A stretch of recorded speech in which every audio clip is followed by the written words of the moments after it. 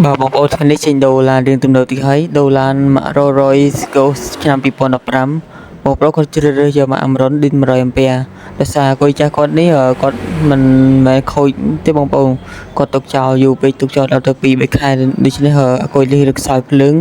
គាត់ចង់ដូរចេញតែម្ដងទៅដោយសារត្រូវមានកម្មវិធីចេញទៅក្រៅហើយនេះខ្ញុំធ្វើការកើប្រព័ន្ធភ្លើងឲ្យមុនធ្វើការដូរជៀសវាងដាច់ប្រព័ន្ធភ្លើងពិបាកសេតបងប្អូនដោយសារយើងមិនសូវមានជំនាញខាង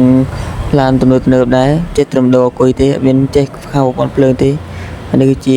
Rolls Royce V12 Golf 2015ហើយធ្វើការ